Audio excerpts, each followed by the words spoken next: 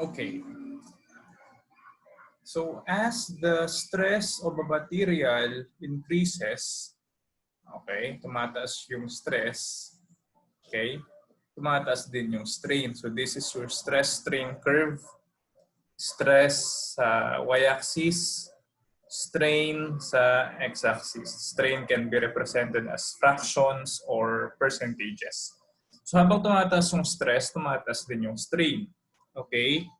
Pero habang tumataas yung stress, darating sa point kung saan yung response ay hindi na linear. Okay? So ang tawag dyan sa point na yan or sa area na yan ay permanent deformation. Okay? Or irreversible deformation. Or simply plastic deformation. Okay?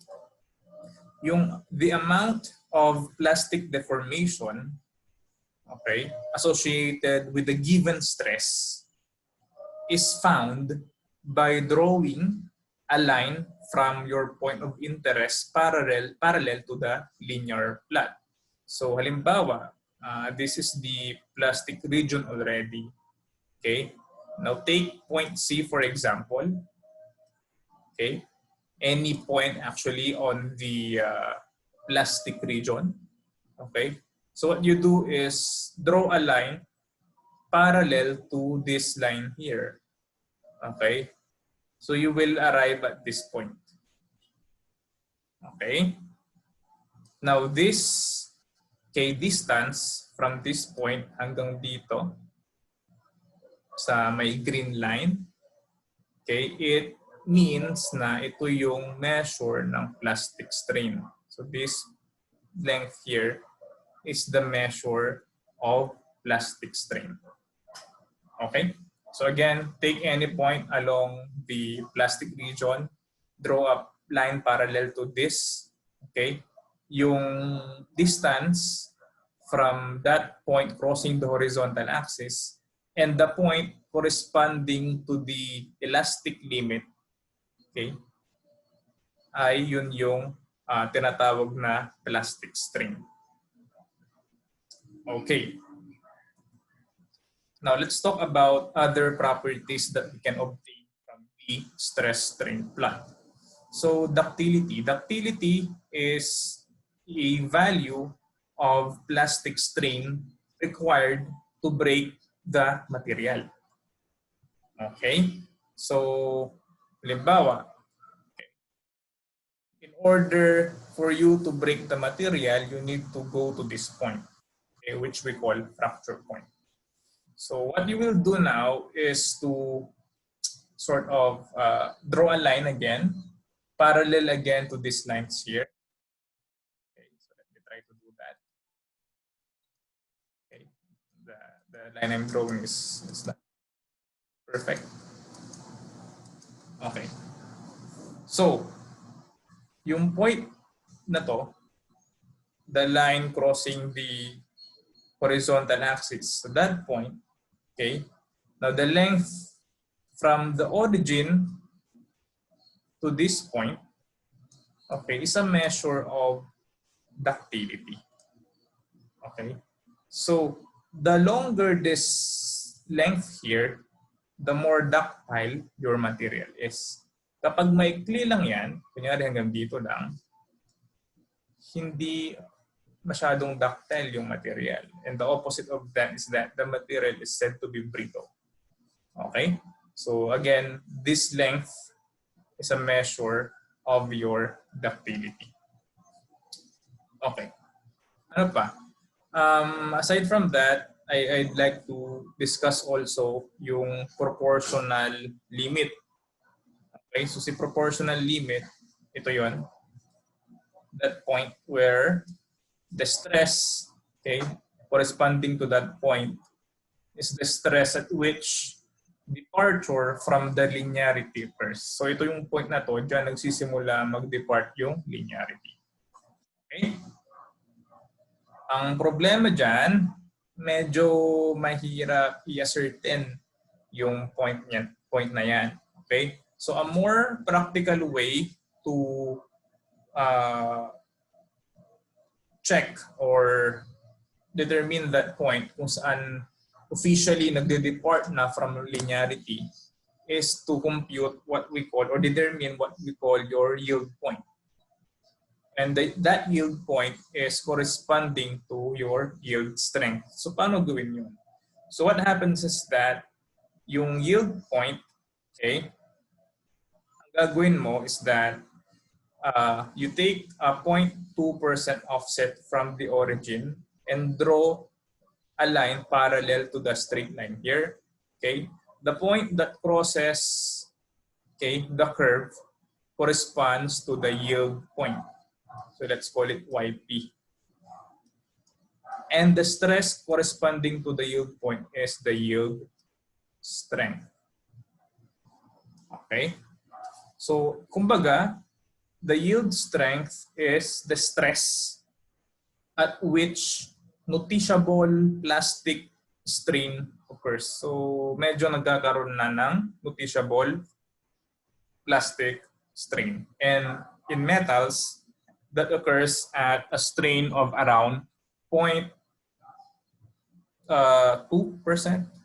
okay, or 0.002, okay, na strain. Now, if you notice here, habang tumataas yung stress, nagkakaroon ng deformation. Pero habang tumatagal, less stress is required for additional deformation. Okay? In fact, at this point, nagdi-decrease yung stress required for additional deformation. So at the onset of what we call necking, so at the point na mag-break na, masisira na, okay, malapit na masira yung material, okay, there is a corresponding maximum strength there, okay, kung saan ang tawag sa kanya ay ultimate tensile strength or UTS. Okay, but the point where the material actually breaks is now your breaking stress or breaking strength. Okay.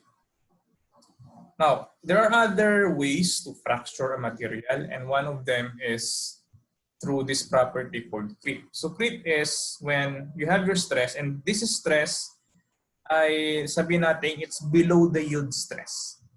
So kahit below siya ng yield stress, if you apply that over extended periods of time, it will still result to failure. Okay? So yung deformation ay gradual. Okay? So tawag doon ay creep. So sa mga materials, usually nagpe-perform tayo ng creep test kung saan you apply a constant force doon sa material and you thus the material will be extended.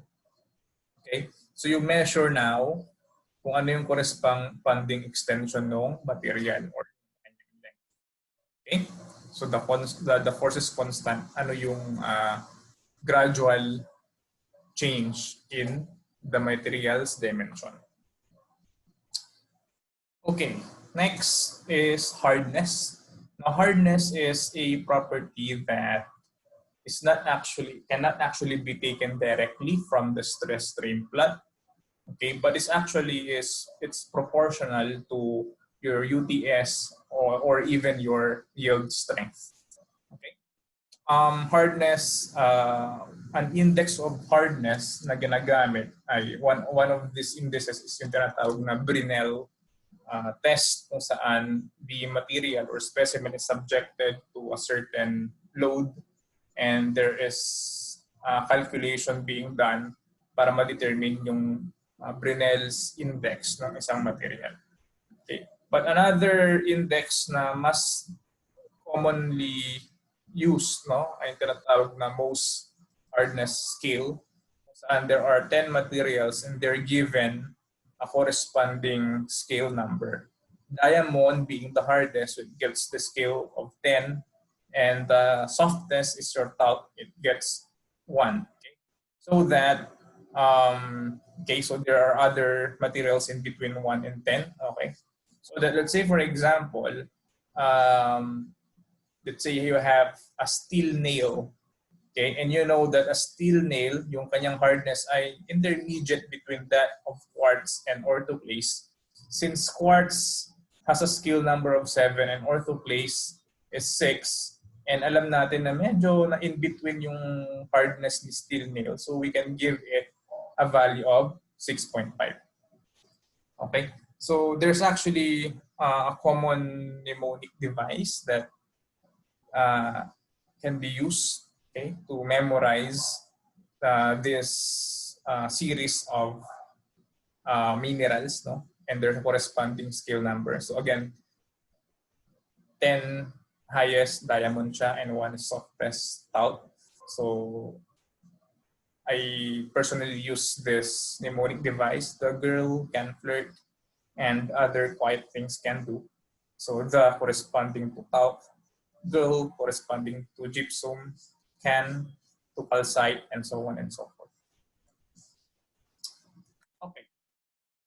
Now I have here a picture of tendons and ligaments. Okay. Nasa neck area siya. And these are actually some of the most springy materials in nature.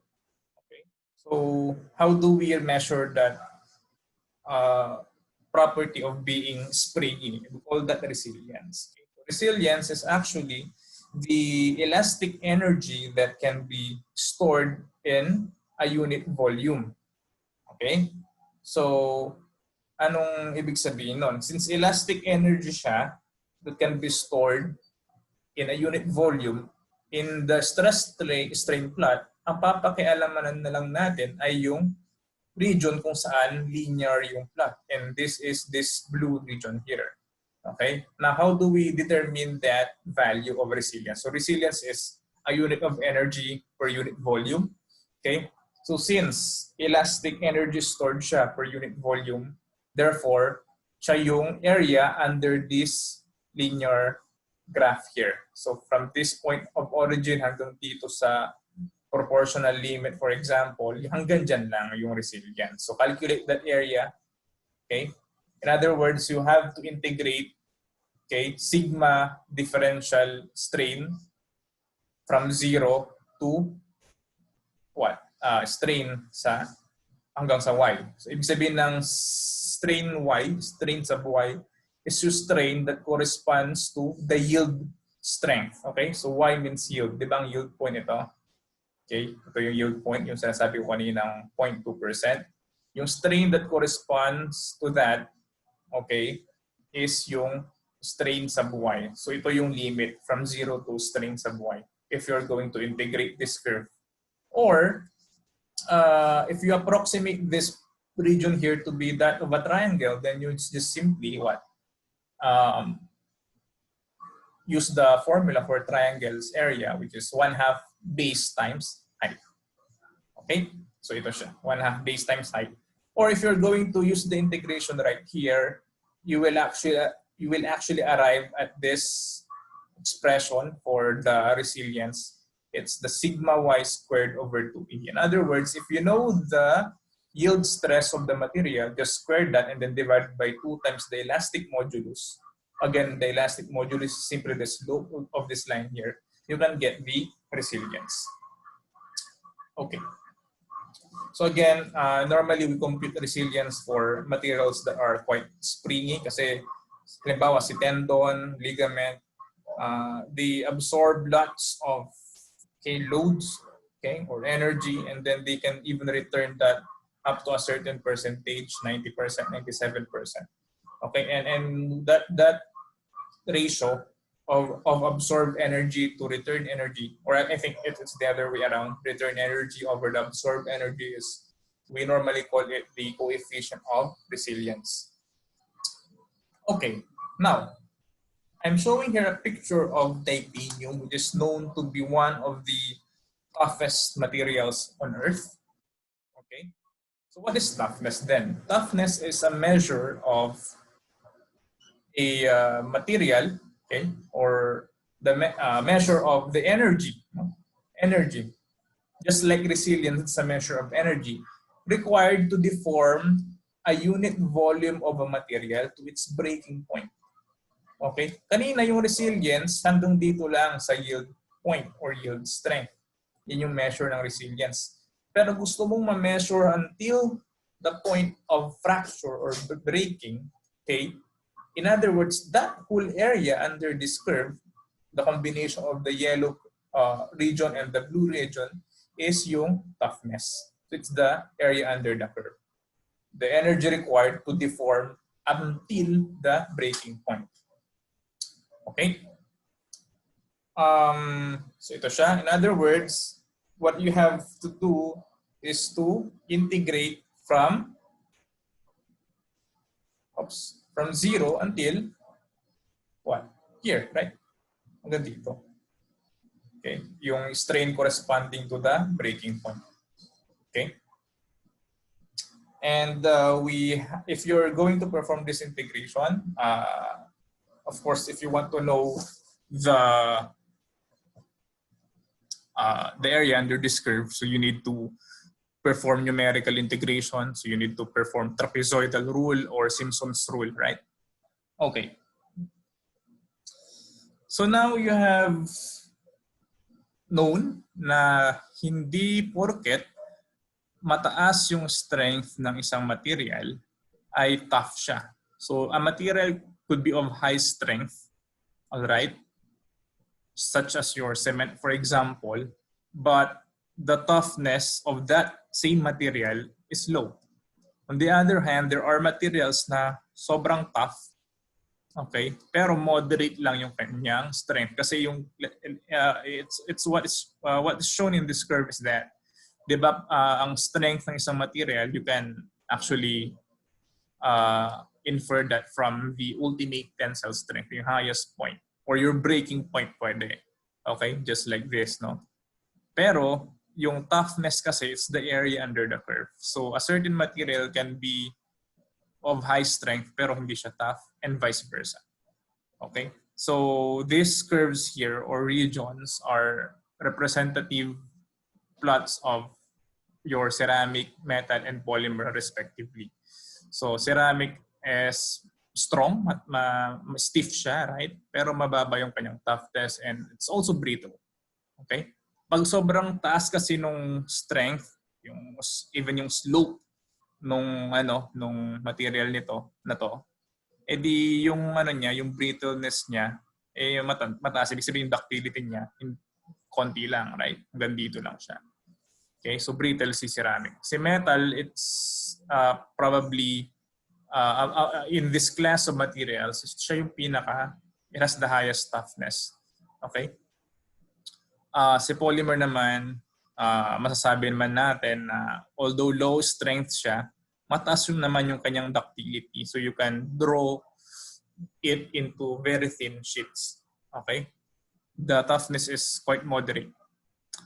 And then it has high compliance. So compliance actually means yung coefficient of resilience. Okay. Now, of course, if you want to mix and match, okay, properties of different materials, you can do that, and you have a new class or another class of materials we know as your composites. Okay. So sometimes your polymers can be reinforced by some other type of material to achieve a certain blend of your desired properties.